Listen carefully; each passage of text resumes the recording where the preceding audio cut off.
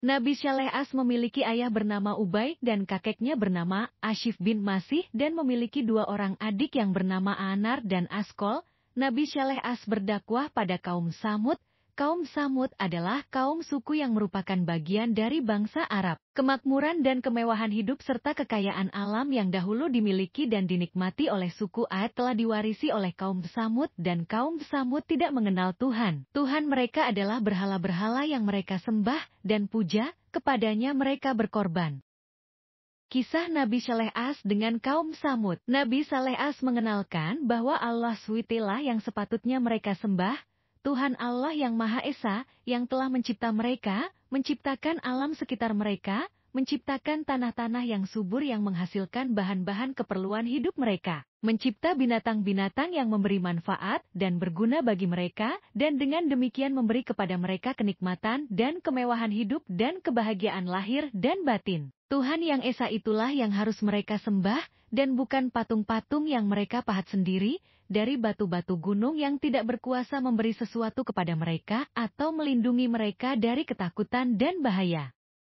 Kaget dan marah kaum Samud mendengar seruan dan dakwah Nabi Saleh As, yang bagi mereka merupakan hal yang baru yang tidak diduga akan datang dari saudara atau anak mereka sendiri. Maka serentak ditolaknya ajakan Nabi Saleh itu, seraya berkata mereka kepadanya, "Wahai Saleh, kami mengenalmu seorang yang pandai, tangkas dan cerdas, pikiranmu tajam dan pendapat serta semua pertimbanganmu selalu tepat. Pada dirimu kami melihat tanda-tanda kebajikan dan sifat-sifat yang terpuji. Kami mengharapkan dari engkau sebetulnya untuk memimpin kami menyelesaikan hal-hal yang rumit yang kami hadapi, memberi petunjuk dalam soal-soal yang gelap bagi kami, dan menjadi ikutan dan kepercayaan kami dikala kami menghadapi krisis dan kesusahan. Kan tetapi segala harapan itu menjadi meleset dan kepercayaan kami kepadamu tergelincir hari ini dengan tingkah lakumu dan tindak tandukmu yang menyalahi adat istiadat dan tata cara hidup kami."